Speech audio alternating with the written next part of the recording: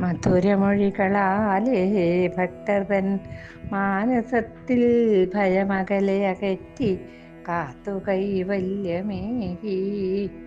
മിഴിമുനയതുകൊണ്ടേ കാത്തു കൈവല്യമേകും കരിമുകിലൊളിവർണ്ണൻ കണ്ണനാണെൻ്റെ ദൈവം.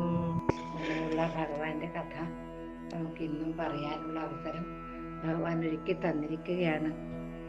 എന്താ ഇന്നിപ്പോ ആ ഘടോൽക്കജനും കർണനും തമ്മിലുള്ള യുദ്ധം, ഇന്ന് രാത്രി യുദ്ധവും ഘടോൽക്കജന്റെ മരണവും. രാത്രി യുദ്ധത്തിൽ ആ പാവം ഘടോൽക്കജൻ മരിക്കും. ആർക്കും വേണ്ടാതെ ഒരുത്തനായിട്ട്, ആർക്കും ഒരു വിലയില്ലാതെ ഒരുത്തനായിട്ട് ആ ഘടോൽക്കജൻ നിന്ന് മരിക്കും. അങ്ങനെ വല്ലാതൊരു അക്രമം കണ്ടിട്ട്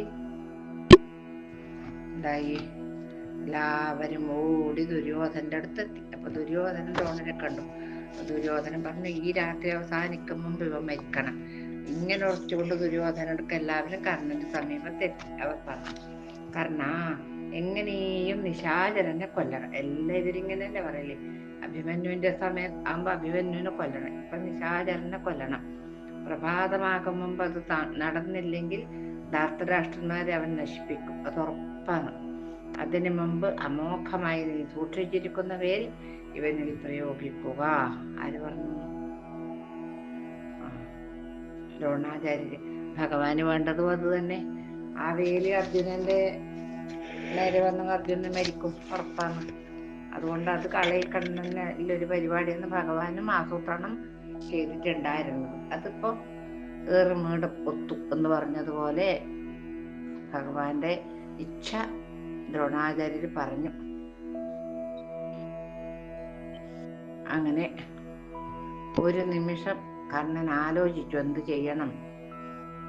അർജുനന് വേണ്ടി വെച്ചതല്ലേ.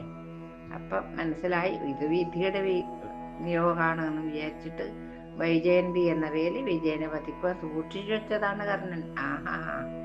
അത്ര സുഖിക്കണ്ട കർണ, ഭഗവാനാണ് കൂടെ ഉള്ളത്. ദേവേന്ദ്രൻ സമ്മാനിച്ചതാണ് ആയുധം. ഇത് കവചകുണ്ടലം കൊടുക്കുന്ന സമയത്ത് ദേവേന്ദ്രൻ കൊടുത്തതാണ് ഈ വൈജയന്തി. ഇവനിലത് പ്രയോഗിക്കുന്നതോടെ ഒരൊറ്റാളെ കൊല്ലാനും കഴിയൂ, അതാണ്.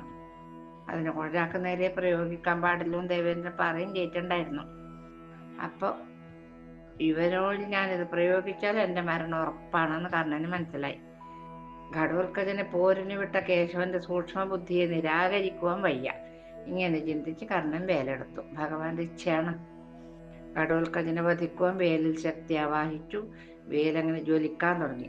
അതിശക്തമായ പ്രഭയോടെ വേല് ജ്വലിച്ചു. 1000 സൂര്യന്മാർ ഒന്നിച്ചുയർന്നതുപോലെ ആ വേലങ്ങനെ പോകുന്ന രംഗം. അഗ്നി തുപ്പുന്ന ഇന്ദ്രദത്തമായ വേൽ ഘടോൽക്കജന്റെ നേർക്ക് പാഞ്ഞു. ജ്വലിച്ചു വരുന്ന വേൽ കണ്ട സമയത്ത് പേടിച്ചു പോയി പാവം ഘടോൽക്കജൻ. ഒന്നും കാണാതെ വലഞ്ഞുപോയി അദ്ദേഹം. തന്റെ മരണം അടുത്തുവെന്ന് ഭീമസുതന് മനസ്സിലായി. ജ്വലിക്കുന്ന വേലിനെ നോക്കി ഘടോൽക്കജൻ കൈകൂപ്പി. പാവം. അതിശക്തമായ വേല് 100,000 മുനയോടെ ഘടോൽക്കജന്റെ മാറിലാഞ്ഞ് തറച്ചു. ഇടിവെട്ടിയ മരം പിളരുന്ന മാതിരി ഭീമസുതന്റെ ശരീരം ചിതറിപ്പോയി. മരണത്തിന് മുമ്പ് ഒരു നിമിഷം അവൻ പിതാവിനെ ഓർത്തു. എൻ്റെ അച്ഛാ എന്നുള്ളൊരു വിചാരം. അപ്പോഴേക്കും അവനിൽ ഇരുട്ട് ഇറങ്ങി വന്നു കഴിഞ്ഞു. ബോധം പോയി തളർന്ന് മണ്ണിലേക്ക് കിടംബീസുതൻ ചാഞ്ഞു. ഘടോൽക്കജൻ വീണതോടെ കൗരവർ ആനന്ദ നൃത്തം തുടങ്ങി. ഇടിഞ്ഞു മറിഞ്ഞ പർവ്വതം പോലെ ഘടോൽക്കജൻ മണ്ണിൽ അമർന്ന സമയത്ത് പാണ്ഡവ പടശോകമുഖമായി പോയി. എല്ലാവരെക്കാളും സ്വന്തം മോനല്ലേ. ആ ഭീമസേനുണ്ടായ ദുഃഖം അനിർവചനീയം തന്നെയാണ്, പറഞ്ഞറിയിക്കാൻ കഴിയില്ല. അത്ര ദുഃഖമില്ലാതെ ഒരാളെ ഉണ്ടായിരുന്നുള്ളൂ. ആരെന്ന് ചൊല്ലാവതോ. അത് നമ്മുടെ പൊന്നുതമ്പുരാനായ ഭഗവാൻ വിചാരിച്ചത് അതാണല്ലോ. ഏതായാലും എൻ്റെ അർജുനൻ എനിക്ക് രക്ഷിച്ചേ തീരൂ. ഭീമസുതൻ പോയാൽ തർക്കമില്ല. അപ്പൊ പുഞ്ചിരിച്ചു എന്നാണ് പറയുന്നത്. അതൊരു വല്ലാത്തൊരു പുഞ്ചിരിയായി പോയില്ല ഭഗവാനെ. അങ്ങനെ വിജയന്റെ തേരിലുള്ള സാരഥി മാത്രം പുഞ്ചിരിച്ചു. അനേകം അർത്ഥങ്ങൾ ദ്യോതിക്കുന്നൊരു ചിരിയായിരുന്നു. വെറും ഒരു പുഞ്ചിരി മാത്രമല്ല, ഒരുപാട് അർത്ഥങ്ങളുള്ള ഒരു ചിരിയായിരുന്നു അത്. പാർത്ഥൻ ചോദിച്ചു, കേശവ, നമ്മൾ ദുഃഖിക്കേണ്ടുന്ന സന്ദർഭമല്ലേ ഇത്? വീരനായ ഒരുവനല്ലേ നമുക്ക് നഷ്ടപ്പെട്ടു പോയത്. അപ്പോൾ അങ്ങയുടെ മനം ആഹ്ലാദം കൊള്ളുകയാണോ? എന്താണ് ഇതിന്റെ അർത്ഥം? കേശവ, അങ്ങയെ അറിയുവാൻ എനിക്ക് പലപ്പോഴും കഴിയുന്നില്ലല്ലോ ഭഗവാനെ. അപ്പൊ പറഞ്ഞു, എനിക്ക് വർദ്ധിച്ച സന്തോഷമുണ്ടായതിന്റെ കാരണം പറയാം. മനസ്സിന് പ്രസാദവും ഉത്തമവുമാണത്. ഘടോത്കചൻ മരിച്ചപ്പോൾ നഷ്ടമായത് കർണന്റെ വേലാണ്. ആ വേൽ കരത്തിലിരിക്കുന്ന കർണനെ കൊല്ലുവാൻ ലോകത്തിൽ ആർക്കും കഴിയുകയില്ല അർജുന. നിന്റെ വിജയത്തിന് വേണ്ടിയാണ് അമോഘമായ കർണകുണ്ടലങ്ങൾ ഇന്ദ്രൻ സമ്പാദിച്ചത്. പക്ഷേ അതിനു പകരം വേൽ നൽകിയപ്പോൾ നിന്റെ മരണത്തിനുള്ള സാധ്യത ഇരട്ടിക്കുകയാണ് ചെയ്തത്. ആ വേലുണ്ടല്ലോ, എന്റെ നിദ്രക്ക് ഭംഗം വരുത്തിയിരുന്നു. എനിക്ക് ഉറക്കു വരാറില്ല അർജുന. ആ ഭഗവാന്റെ ഒരു സ്നേഹം നോക്കിക്കോ. നിന്നെ വിചാരിച്ചിട്ട് എനിക്ക് ഉറക്കു വരാറില്ല എന്നാ പറഞ്ഞത്. ധർമ്മജന്റെ മനസ്സിന് കലക്കം വരുത്തിയിരുന്നു. അദ്ദേഹത്തിന്റെ മനസ്സിന് വല്ലാതെ പ്രയാസം ഉണ്ടായിരുന്നു എന്ന് പറഞ്ഞു ഭഗവാൻ. ഇന്ന് പ്രകാശം നഷ്ടപ്പെട്ട അഗ്നി പോലെയാണ് കർണൻ. വേല് നഷ്ടപ്പെട്ടാലും അസ്ത്രം കയ്യിലിരിക്കുന്നിടത്തോളം അവനെ ജയിക്കുവാൻ നിനക്ക് കഴിയുകയില്ല. അത് മറ്റൊരു ദേവരഹസ്യമാണ്. സന്ദർഭം വരുമ്പോൾ ഞാൻ അതും പറഞ്ഞു തരാം, പോരെ? പാർത്ഥ, മഹാത്മാവും മഹാരാജാവുമായിരുന്ന ജരാസന്ധനെയും നിഷാദനെങ്കിലും കയ്യൂക്കുള്ളവനായ ഏകലവ്യനെയും ജയിക്കുവാൻ സാധ്യമല്ലാതിരുന്നിട്ട് കൂടി സൂത്രത്തിൽ ജയിച്ചത് നിനക്ക് വേണ്ടിയാണ് ഞാൻ. ഇടുമ്പൻ, ഭഗൻ, കിർമീരൻ മുതലായ രാക്ഷസരെയും ബുദ്ധിപൂർവമാണ് കൊല്ലിച്ചത്. യഥാർത്ഥത്തിൽ ഘടോത്കചന് നിനക്ക് വേണ്ടി ബലി കൊടുക്കുകയായിരുന്നു. ആ വേൽ നശിച്ചില്ലെങ്കിൽ നാം ഇതുവരെ ചെയ്തതെല്ലാം വൃഥാവിലാവുമായിരുന്നു അർജുന. ഇത്രയും നാൾ ഇങ്ങനെ പൊരുതിയിട്ട് നിന്നെ കർണന്റെ മുമ്പിൽ എത്തിക്കാതിരുന്നതും ഈ വേല് അവന്റെ കരത്തിൽ ഇരുന്നത് കൊണ്ടാണ്. ഞാൻ ഘടോത്കചനെ ഞാൻ ബുദ്ധിപൂർവ്വം പ്രേരിപ്പിച്ചു. എന്റെ കണക്കുകൾ തെറ്റിയില്ല. സൂത്രം എള്ളിട പിഴച്ചതുമില്ല. മാത്രമല്ല, പാണ്ഡവരെ വളർത്തി നിർത്തുന്ന എന്നിൽ തന്നെ ആ വേൽ പ്രയോഗിക്കുവാൻ ദുര്യോധനൻ കർണനെ പ്രേരിപ്പിച്ചിരുന്നു. അയ്യടാ, മനസ്സിൽ കണക്കൂട്ടിയാ മതി കേട്ടാ. ബുദ്ധിമാനായ കർണൻ എന്തുകൊണ്ടോ അതിൽ നിന്ന് ഒഴിഞ്ഞു മാറി. ഇപ്പോൾ ആ വേലിതാ ഘടോത്കചന്റെ ആത്മാവിനെ പറത്തിക്കൊണ്ടുപോയി. അങ്ങനെ നിനക്കുള്ള ഭീഷണി ഒഴിഞ്ഞു അർജുന. എന്റെ സന്തോഷം അതുകൊണ്ട് മാത്രമാണ് കേട്ടോ എന്ന് പറഞ്ഞു. കേശവൻ ഇങ്ങനെ പറഞ്ഞു മൗനം പൂണ്ടു. പക്ഷേ ആ മനസ്സിലൂടെ ചിന്തയുടെ മിന്നൽ തെളിഞ്ഞു പാഞ്ഞുകൊണ്ടേയിരുന്നു. എന്താ? അർജുനനെ ഇങ്ങനെ സംരക്ഷിച്ചതും മറ്റൊരു ഉപായം മാത്രമാണ്. കർണാദികളെ കൊന്നു മന്യതത്തെ സംരക്ഷിക്കണമെങ്കിൽ അവനെ വളർത്തിക്കൊണ്ടുവരണം. അരേ അർജുനനെ. ഇടയവംശത്തിൽ ജനിച്ച തൻ്റെ വാക്കുകൾ ആര്യാവർത്തം മുഴുവൻ അംഗീകരിക്കണമെങ്കിൽ അർജുനൻ എന്ന വില്ലാളി വേണം. അതായിരുന്നില്ലേ തൻ്റെ അന്തിമ ലക്ഷ്യം? അതെ, അത് തന്നെ. അതിന് സ്വാർത്ഥതയെന്ന് പറയാമെങ്കിൽ പറഞ്ഞോട്ടെ. ഭൂഭാരം തീർക്കുവാൻ ആ സ്വാർത്ഥത ആവശ്യം തന്നെയാണ്. വീണ്ടും ഭഗവാൻ ചിരിച്ചു. ആ ചിരിയുടെ അർത്ഥം ഈ അർജുനന് മനസ്സിലായിരുന്നില്ല. കുഴങ്ങിപ്പോയി. അർജുനൻ എന്തിനാ ഇപ്പം ചിരിച്ചതെന്തോ? ഭഗവാൻ എന്തിനാ ഇപ്പം ചിരിച്ചത്? ഭഗവാൻ എന്തിനാ മുമ്പ് ചിരിച്ചത്? ഇതാലോചിച്ചുകൊണ്ടൊക്കെയാണ് അർജുനന്റെ പണി. ആയോധനം വീണ്ടും മുറുകെ അർദ്ധരാത്രിയായി. അർജുനൻ പറഞ്ഞു, യോദ്ധാക്കളെ, ഇതിൽ ഉറങ്ങിയിട്ടാവാം ഇനി പോരാട്ടം. നിങ്ങൾ വിശ്രമിക്കുവിൻ. കൗരവ സൈന്യവും പാണ്ഡവ സൈന്യവും ആ വാക്കുകൾ കേട്ടു യുദ്ധം നിന്നു. എല്ലാവരും കൈനിലകളിലേക്ക് മടങ്ങി. പ്രഭാതത്തിന് മുമ്പ് പോരാട്ടം തുടങ്ങണമെന്ന് ഉറച്ചാണ് പോരാളികൾ പിരിഞ്ഞത്. അതുപോലെ കേശവനും പാർത്ഥനും ശിബിരത്തിലെത്തി. പാണ്ഡവരെല്ലാം ധർമ്മജന്റെ സമീപത്ത് തന്നെ ഉണ്ട്. കർണന്റെ കരത്തിലിരുന്ന വേല് നഷ്ടപ്പെട്ടതിലുള്ള ആഹ്ലാദമായിരുന്നു ഓരോരുത്തർക്കും. വേലിന്റെ മാഹാത്മ്യത്തെക്കുറിച്ച് ഒരു കൂട്ടർ പറഞ്ഞു. അത് കർണന്റെ പക്കൽ തന്നെ ഉണ്ടായിരുന്നെങ്കിൽ പാണ്ഡവർ അനുഭവിക്കേണ്ട ദുരിതങ്ങളെക്കുറിച്ച് മറ്റൊരാൾ പ്രസ്താവിച്ചു. അവസാനം എല്ലാവരും ആശ്വസിച്ചു. എന്തായാലും കേശവന്റെ സമയോചിതമായ ബുദ്ധി കൊണ്ട് ആ വേൽ അർജുനനിൽ നിന്നൊഴിഞ്ഞു പോയി. പാണ്ഡവരുടെ ശിബിരത്തിൽ ആശ്വാസത്തിന് നിശ്വാസം. എന്നാൽ എല്ലാവരിൽ നിന്നെല്ലാം ഒഴിഞ്ഞൊരാൾ നിൽക്കുന്നുണ്ടായിരുന്നു. ഭീമൻ. ഘടോത്കചൻ എല്ലാവർക്കും രാത്രിഞ്ചരനാണ്, നിശാചര വീരനാണ്. പക്ഷേ തൻ്റെ രക്തമാണവൻ. തനിക്കാദ്യമായി ജനിച്ച പൊന്നോമന പുത്രനാണവൻ. തൻ്റെ മുഖത്ത് നോക്കി അച്ഛാ എന്ന് വിളിച്ച ആദ്യത്തെ സന്തതിയാണവൻ. അവനാണ് കർണന്റെ വേലേറ്റ് മൃതി പോകിയത്. പക്ഷേ ആ വൈകാരികതയ്ക്ക് ഇവിടെ എന്ത് സ്ഥാനം? എൻ്റെ ദുഃഖത്തിന് ഇവിടെ എന്ത് സ്ഥാനം? സ്ഥാനമില്ല. ഭീമൻ കൈനിലയിൽ നിന്നും പുറത്തിറങ്ങി. ഇരുട്ടിന്റെ കനത്ത പുഴുക്കൾ നദിക്കരയിൽ ഇഴഞ്ഞു നടന്നു. വായുസുതൻ ഒരു പ്രതിരൂപമായി നടന്നു. അങ്ങനെ നടന്ന് സങ്കടം ഒഴിയണമെങ്കിൽ എന്തെങ്കിലും ഒരു ചെയ്യണ്ടേ? അതിനുവേണ്ടി ഇങ്ങനെ നടന്നു. ശവങ്ങൾ കടിച്ചു വലിക്കുന്ന ചെന്നായ്ക്കളും കുറുനരികളും ഓടി മാറി. കഴുകന്മാർ പറന്നകന്നു ഭീമസേനെ കണ്ടിട്ട്. പക്ഷെ ഇതൊന്നും അറിയുന്നില്ല ഇദ്ദേഹം. ഇരുട്ടാണെന്നോർക്കാതെ സഞ്ചരിക്കുന്ന ഉരുവമായി ഭീമൻ നടന്നു നീങ്ങി. ഒടുവിൽ കർണനും ഘടോൽക്കജനും പോരടിച്ച സ്ഥലത്ത് ഭീമനെത്തി. അധികം തിരയേണ്ടി വന്നില്ല ഭീമന് മകനെ കണ്ടുപിടിക്കുവാൻ. മിത്രാത്മജൻ ചാട്ടിവിട്ട ഐന്ദ്രശക്തിയുള്ള വേലേറ്റ് മാരടം തകർന്ന് ഊർദ്ധമുഖനായി ഘടോൽക്കജൻ കിടക്കുന്നു, കമഴ്ന്നു കിടക്കുന്നു. ചെയ്തു തീർത്ത പ്രവൃത്തിയിൽ സംതൃപ്തനായി ആരോടോ വിട ചോദിക്കുവാൻ വിതുമ്പിയ ചുണ്ടുകൾ പരസ്പരം ചേർക്കാതെ ഘടോൽക്കജൻ കിടന്നു.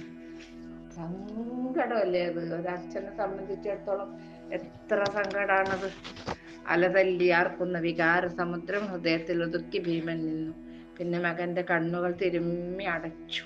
ആ ചുണ്ടുകൾ ചേർത്ത് വെച്ചു. മകൻ, ഈ പിതാവിനോട് ക്ഷമിക്കൂ.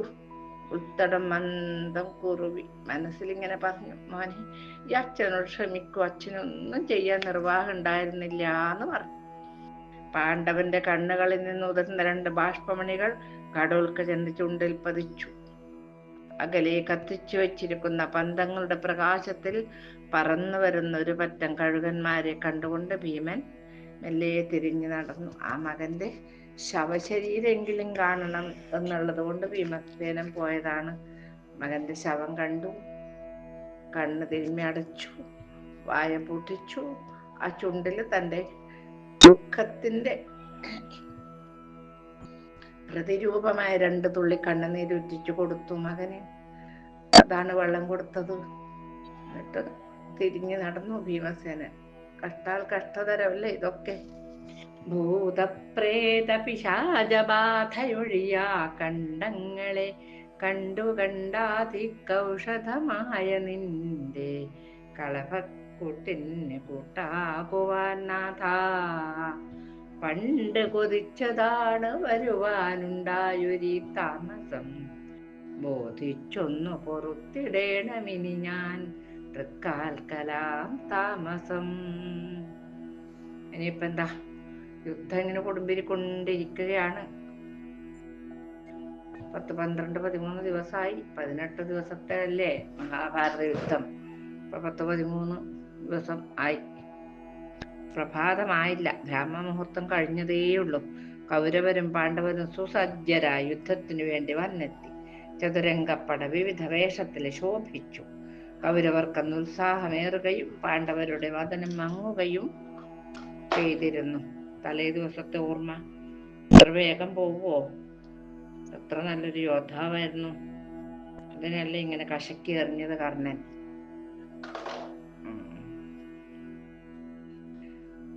പക്ഷേ ആ കേശവന്റെ, ആ പൊന്നതമ്പുരാന്റെ വദനം ഉദയസൂര്യനെ പോലെ പ്രശോഭിച്ചുകൊണ്ടിരുന്നു. കിഴക്ക് പ്രകാശം പരന്നു. മേഘങ്ങൾ രക്തനിറമായി.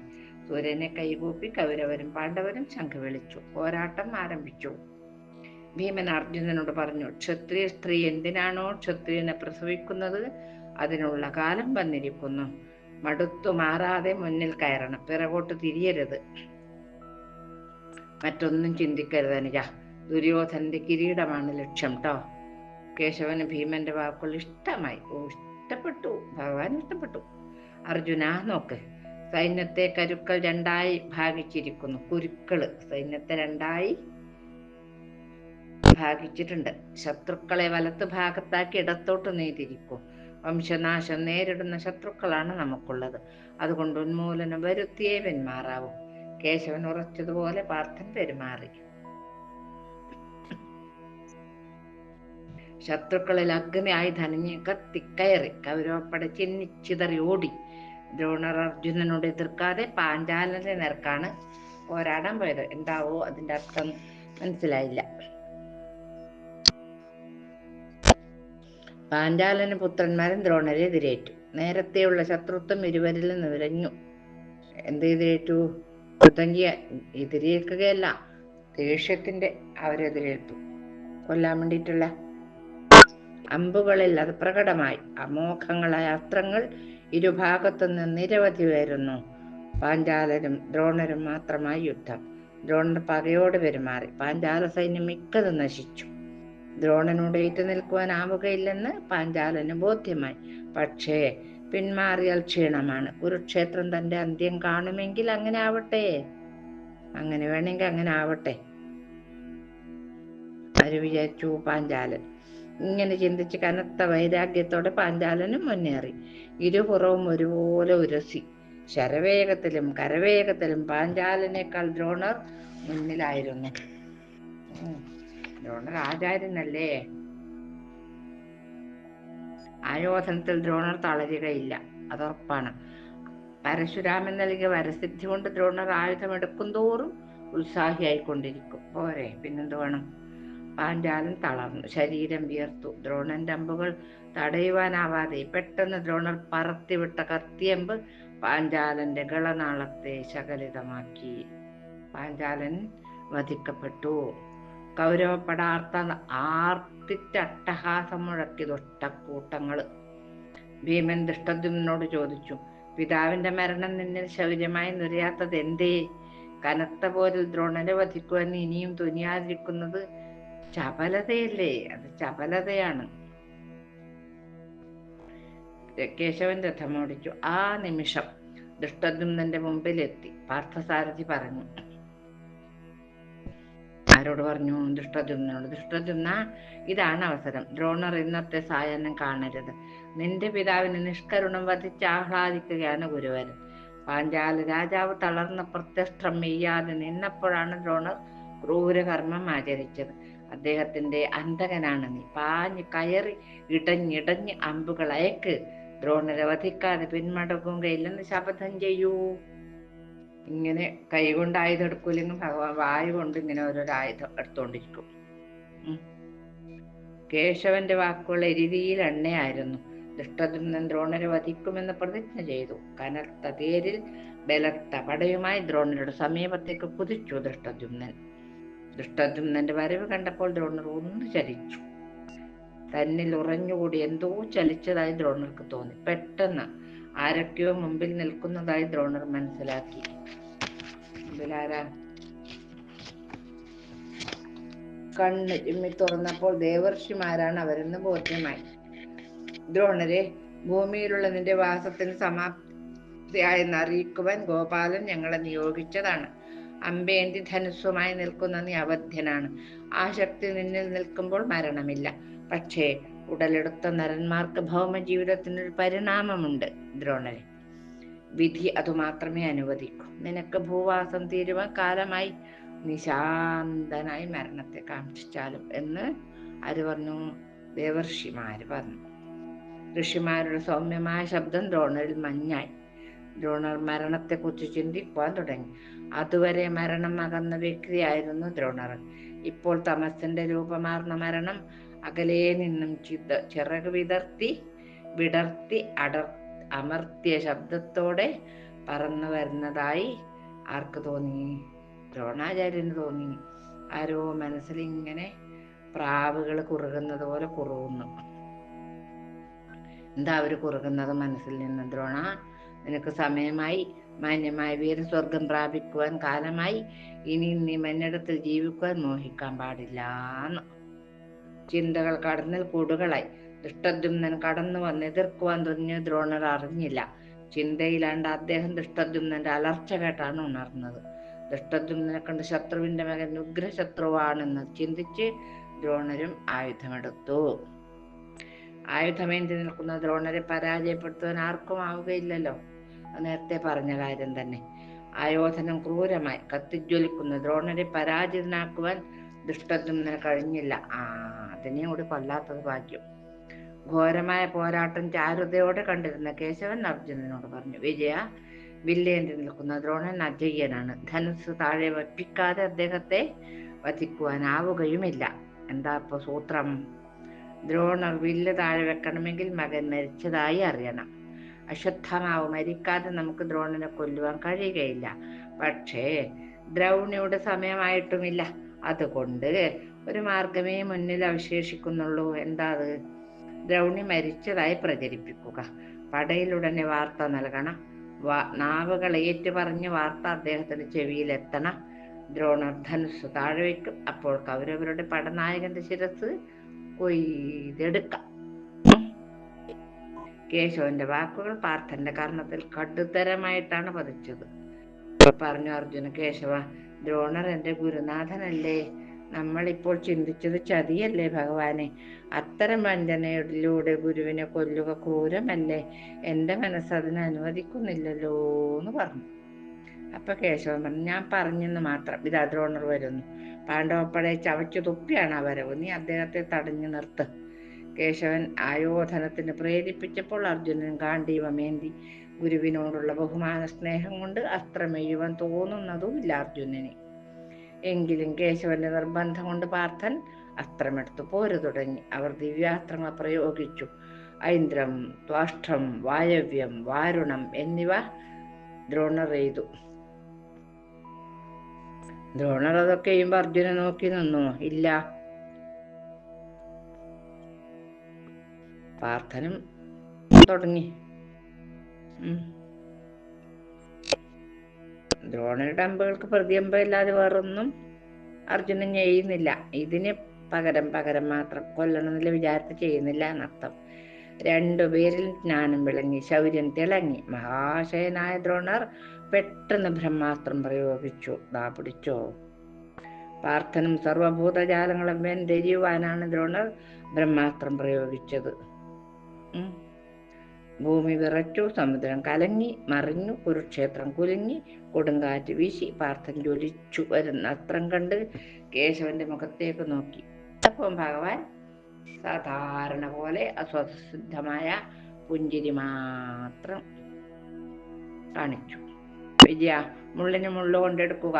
ദ്രോണർ ചെയ്ത ബ്രഹ്മാസ്ത്രം നിന്റെ പക്കലുമുണ്ടല്ലോ. രണ്ട് ശക്തികൾ തുല്യമാണെങ്കിൽ അവ കൂട്ടിമുട്ടി നിർവീര്യമായിക്കൊള്ളും. പ്രപഞ്ച തത്വമാണിത്. നീയും ബ്രഹ്മാസ്ത്രം തന്നെ വിടുക. പാർത്ഥൻ ബ്രഹ്മാസ്ത്രം എയ്തു. രണ്ടും കൂട്ടിമുട്ടി. ഒരു നിമിഷം അഭൗമമായ ഒരു ജ്വാലയുണ്ടായി. പിന്നെ രണ്ടും നശിച്ചു. അസ്ത്രം അസ്ത്രത്തോടെ ഏറ്റുമുട്ടി മുടിഞ്ഞപ്പോൾ ഗുരുവും ശിഷ്യനും ജയിച്ചില്ല. എന്നാൽ തോറ്റതുമില്ല. പുകയില്ലാത്ത അഗ്നി പോലെ ദ്രോണർ കത്തിക്കാളി. പാണ്ഡവപ്പെടാത്ത ഈ ജ്വാലയിൽ കണക്കില്ലാതെ വെന്തെരിഞ്ഞു. കേശവൻ പാണ്ഡവരോട് വിവരങ്ങൾ വീണ്ടും ധരിപ്പിച്ചു. സമാധാനത്തോടെ മാധവൻ പറഞ്ഞു, ഞാൻ പറയുന്നത് ഇനിയും ശ്രദ്ധിക്കുക. ദ്രോണരെ വധിക്കാതെ പോലും മുന്നേറുവാനാവുകയില്ല. ഒരു വലിയ സംഭവത്തിന് ചിലപ്പോൾ നേരിയ അപഭ്രംശങ്ങൾ ഉണ്ടായി എന്ന് വരാം. എന്നാലും അസത്യം പറഞ്ഞുവെന്ന് വരരുത്. അതിനും ഒരു മാർഗം ചെയ്യാം. ഒരു വലിയ ഗജത്തെ അശ്വത്ഥാമാവെന്ന് പേരിടുക. എന്നിട്ട് അതിനെ അടിച്ചു കൊല്ലുക. അശ്വത്ഥാമാവ് ചത്തെന്ന് വിളിച്ചു പറയുക. കാര്യം നടക്കും. എന്നാൽ ആരും അസത്യം പറയുന്നുമില്ല. ശാന്തമായ മനസ്സോടെ പ്രവർത്തിക്കുകയുമാവാമെന്ന് ഭഗവാൻ പറഞ്ഞുകൊടുത്തു.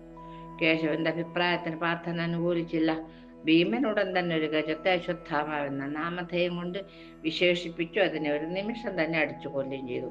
ഭീമൻ എന്നിട്ട് അലറി പറഞ്ഞു, അശ്വത്ഥമാവ് ചത്തേ, അശ്വത്ഥമാവ് ചത്തേ എന്ന് വിളിച്ചു പറഞ്ഞു. അപ്രിയമായ ശബ്ദം കേട്ട് ദ്രോണർ തരിച്ചു നിന്നു. ജലത്തിൽ വീഴുന്ന മണൽ അടിത്തട്ടിലേക്ക് പോകുന്നത് പോലെ ദ്രോണർ തേർത്തട്ടിൽ ഇരുന്നു പോയി. പക്ഷേ വായുസുതൻ ഓതിയത് കൊണ്ട് വിശ്വസിച്ചിട്ടില്ല. അത് കളവറിയല്ല, ഇഷ്ടം പോലെ. ഒരു നിമിഷം കഴിഞ്ഞ് ഉണക്കത്തടിയിൽ പിടിച്ച് അഗ്നി പോലെ ദ്രോണർ എയ്ത് കയറി. കേശവൻ ഭീമനോട് പറഞ്ഞു, ധർമ്മജനോട് വരുവാൻ പറയോ, ഞാൻ രാജാവിനോടെല്ലാം പറഞ്ഞുകൊള്ളാം. ഭീമന്റെ വാക്ക് കേട്ട് ധർമ്മജൻ കേശവന്റെ സമീപത്തെത്തി. കേശവൻ പറഞ്ഞു, രാജാവേ, അങ്ങൊരു ഉപകാരം ചെയ്യണം. അശ്വത്ഥമാവ് മരിച്ചുവെന്ന് ദ്രോണർ കേൾക്കെ പറയണം. അങ്ങ് പറഞ്ഞാൽ ഗുരു വിശ്വസിക്കും. ധർമ്മജൻ ഞെട്ടിവിറച്ചുകൊണ്ട് പറഞ്ഞു, ഭഗവാനെ കേശവ, ഭീകരമായൊരു കള്ളം ഞാൻ പറയുകയോ? എന്നെ കൊണ്ടാവില്ലത്. യുദ്ധം ജയിച്ചില്ലെങ്കിൽ വേണ്ട, വനത്തിൽ പോകുന്നതാണ് എനിക്കിഷ്ടം. ഭിക്ഷ തെണ്ടി കഴിഞ്ഞോളാം. എന്നാലും അസഹ്യമായ അപ്രിയം പറയുവാൻ കഴിയുകയില്ല. അങ്ങ് ക്ഷമിക്കണേ എന്ന് പറഞ്ഞു. അങ്ങ് കള്ളം പറയണമെന്ന് ആരും പറഞ്ഞില്ലല്ലോ. അശ്വത്ഥാമാവ് എന്നൊരു ആന ഇപ്പൊ ചെരിഞ്ഞിട്ടുണ്ട് ഇവിടെ എന്ന് പറഞ്ഞാൽ മതി. ക്രോധിച്ച് 6 ദിവസം ദ്രോണർ പൊരുതിയാൽ കൗരവർ രാജാവാവും. ഇതുവരെ ചെയ്തതെല്ലാം നിരർത്ഥകമാവും. ജീവന് വേണ്ടി പറയുന്ന അസത്യം ജീവഹാനിക്ക് വേണ്ടി പറയുന്ന സത്യത്തെക്കാൾ ഗുണമാണ്. അശ്വത്ഥാമാവ് മരിച്ചെന്ന് മാത്രം പറയുക ഒരു വലിയ പടയുടെ ജീവന് മൊത്തം രക്ഷിക്കുവാൻ പറയുന്ന കള്ളം ഒരു നുണയേ ആവുന്നില്ല. സ്വന്തം ഭാര്യയ്ക്ക് വേണ്ടി അധ്വാനിച്ചുണ്ടാക്കിയ സ്വത്ത് മൊത്തമായി അന്യാധീനപ്പെടുമ്പോൾ ആത്മരക്ഷയ്ക്ക് വേണ്ടി, ആത്മാർത്ഥ സുഹൃത്തിന് ജീവന് വേണ്ടി ഒക്കെ ഒരു കള്ളം പറയുന്നത് സത്യത്തെക്കാൾ ഗുണകരമാണ്. യഥാർത്ഥത്തിൽ അത് പരമപവിത്രമായ സത്യത്തെക്കാൾ ശ്രേയസ്കരമാണ്. ഇനിയും അങ്ങേക്ക് ശങ്ക തന്നെയാണെങ്കിൽ ഇങ്ങനെ പറയുക: അശ്വത്ഥാമാവിനെ കൊന്നു.